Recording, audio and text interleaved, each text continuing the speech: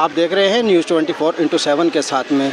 आज हम आए हैं सीमापुरी के अंदर। नई सीमापुरी के अंदर जो एक ऐसी घटना को अंजाम देने वाली एमसीडी दी गई।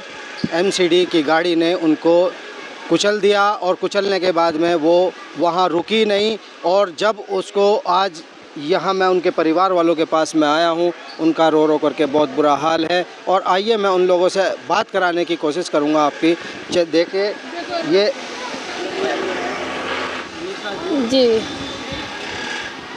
निशा जी, क्या हुआ? क्या हुआ? मेरी बहन है।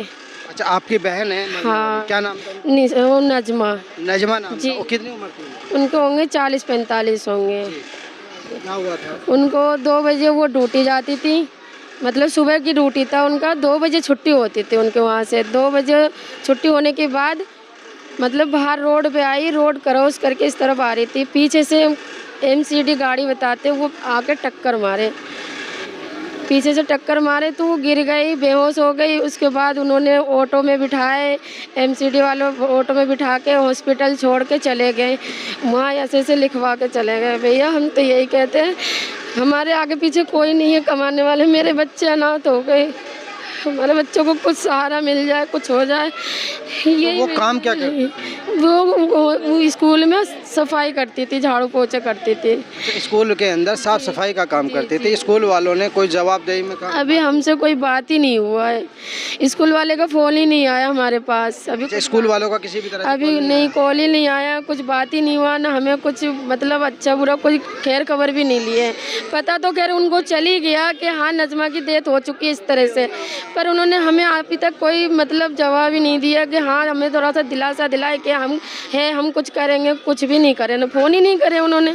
क्या दिलासा दिलाएंगे हम? जो आपने एफआईआर दर्ज कराई? हाँ करा दिए उन्होंने। एफआईआर दर्ज कराने में आपको प्रशासन ने क्या आश्वासन दिया? अभी तक तो हमें कुछ नहीं बोला। उन्होंने बोल दिए, हमने जो पुलिस वाले थे हॉस्पिटल में मेरे को, हमें दोनों सास बहू को हम तो कुछ नहीं बोले। अच्छा, ये उनकी बहू है?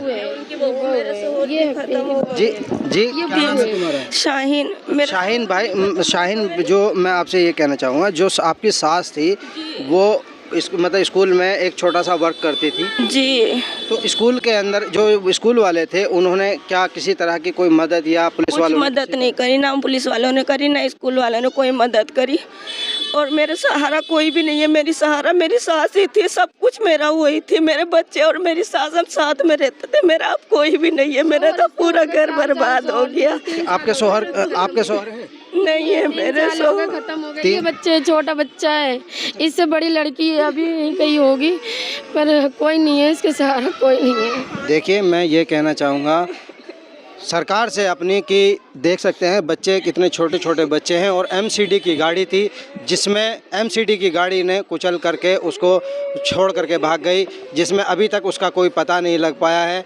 दिल्ली की एमसीडी गाड़ी, ये मैं फिर से दोहरा रहा हूँ, दिल्ली में एमसीडी गाड़ी जिसमें कि प्रशासन भी अगर चाहे तो उसको कभी मतलब कुछ भी कर सकता है और उसको इन बच्चों का पालन पोषण के लिए कुछ खर्च पानी दिलाना चाहिए। मेरी गुहार यही है अपने प्रशासन से भी और शासन से भी कि इन बच्चों का रेख देख करने वाला वो यहाँ कोई इस वक्त में मौजूद नहीं है। और जो एक 3 साल पहले जो इनका हस्बैंड थे उनका भी देहांत हो चुका है और ये छोटे छोटे बच्चे हैं उनके, जो इनकी सास जो है उनको पालन पोषण वही करती थी और रेख देख वही करती थी। अब इनके बाद में कौन उनको देखने वाला होगा? मैं यहीं जो और भी लोग हैं उनसे बात करने की कोशिश करूँगा। जी, क्या नाम है आपका? जेबा। जेबा जी, आप यहाँ कब से रह रहे हैं? मैं यहाँ नहीं रहती हूँ, मैं तो लोनी की हूँ। अच्छा, आप लोनी से आए हैं। तो आपकी क्या लगती थी? बेटी है। अच्छा, ये बेटी है। तो जैसे कि अभी मतलब आपकी बेटी उनके पास में रह रही थी, तो अभी तक किसी तरह की कोई परेशानी तो नहीं है? नहीं, कोई बात तकलीफ नहीं दी किसी चीज़। देखिए, ये बेटी की माँ है, जो बेटी की माँ है वो भी इसी बात की गवाही दे रही है कि बेटी भी हमारी यहाँ खुश रहती थी और बड़े अच्छे से पालन पोषण करती थी। वो आज वो नहीं है तो उसका देखने वाला कोई तो होगा। मैं यहाँ पर और भी लोग हैं जिनसे मैं बात करने की कोशिश करूँगा। जी, क्या नाम है जी आपका? उनसे बात क्या नाम है तुम्हारा? रियाना। रेहाना जी, हाँ। आप यहाँ कब से रह रहे हैं? मैं तो बहुत दिन से रह रही हूँ, 35 साल हो गए। 35 साल आपको यहाँ रहते हुए हो गए। अभी तक आपने किसी तरह कोई इस तरह से देखा कि भाई जैसे परेशानी वाला? नहीं नहीं, कोई परेशानी नहीं थी। आदमी मर गया तो सास कर रही थी जो भी करना था। सास कर रही है। हाँ, अब कोई देखने वाला नहीं है इसका बेचारी का। अब जैसे कि अब ये माहौल बना हुआ है कि सास भी खत्म हो गई, आदमी भी खत्म हो गया, तो अब क्या मतलब कि प्रशासन से, अपने प्रशासन से या शासन से क्या, हमारे चैनल के माध्यम से आप क्या चाहिए? मदद चाहिए इसको सहारा चाहिए, कुछ हो इसका सहारा, कुछ पैसा हो, कुछ हो, सहारा मिलना चाहिए इसको बेचारी को। छोटे छोटे कोई सहारा तो होना ही चाहिए। नहीं, बच्चे छोटे छोटे से हैं, बच्चे सहारा तो मिलना चाहिए। बच्ची के जब आगे पीछे कोई नहीं हैगा, बच्ची को सहारा तो मिलेगा। सरकार कुछ तो बच्ची के साथ में करेगी, रियायत नहीं करेगी हैं। इतने बड़े हादसे, इतनी सी उम्र में इतने बड़े हादसे लेके बैठी है, तो कुछ तो करना चाहिए। नहीं करना चाहिए बच्ची के लिए हैं? आदमी भी मर गया, आदमी भी पानी में डूब गया था नहर में, वो भी ख़त्म हो गया। 3 साल हो गए हैं, 5 साल के बाद अब ये सहारा था, ये भी चला गया बच्ची का। देखिए, जो इस बच्ची के सहारे जो भी थे वो सब टूट चुके हैं, सब छिन चुके हैं। मैं यही सरकार से गुहार लगाने की कोशिश करूंगा कि इस बच्ची के और जो ये बच्चे हैं इनके पालन पोषण के लिए सरकार कुछ ना कुछ ठोस कदम उठाए और एमसीडी वाले की जो गाड़ी चला रहा था उसको सख्त से सख्त कार्रवाई होनी चाहिए। ऐसे लोगों को जेलों में भरने का काम किया जाना चाहिए जो इस तरह के वारदात को अंजाम देने वाले लोग हैं। ना जाने वो नशे में गाड़ी चला रहा था या किस तरह से वो गाड़ी चला रहा था।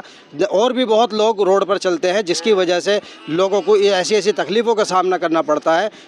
मैं यही कहना चाहूँगा, ये जो बच्ची है मैं इनसे एक बार और बात कराने की कोशिश करूँगा।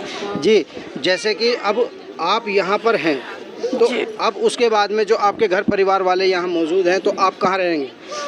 मैं कहाँ रहूँगी? यहीं रहूँगी, और कहाँ रहूँगी। तो आपके पास में कोई ऐसा कार्य है जिससे कि आप करके बच्चों को पाल लेंगे? कुछ नहीं है, ऐसे मेरे पे कोई साधन नहीं है, कुछ साधन नहीं है। वही है, सफाई करती मेरी हूँ, सास करती थी, कमा के लाती थी, बिना मांगे सारा सामान भर देती थी। मैं घर में रहती थी, बच्चों को देखती थी, वो कमा के लाती थी। हमारा शौक श्रृंगार सारा पूरा वही करती थी, हमारे बच्चों का खाना पीना मेरा सब वही करती थी। मैं कहीं नहीं जाती थी, मैं घर में रहती थी। अब मैं कैसे करूँगी, कैसे जीऊँगी उनके बिना, मैं कैसे रहूँगी, मुझे तो कुछ समझ में नहीं आ रहा। देखिए, रो रो करके इतना बुरा हाल है। ये उनकी बहू नहीं, एक बेटी की तरह उन्होंने पालने की कोशिश की थी।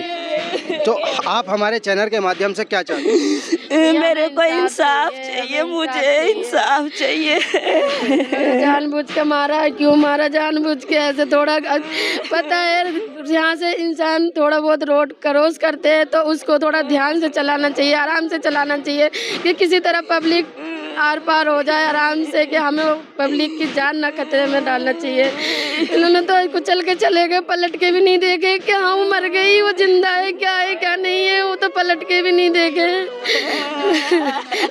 देखिए, जो एमसीडी की गाड़ी बता रहे हैं कि उसने पलट करके भी ये नहीं देखा कि कौन उसके नीचे आ गया, कौन नहीं आया।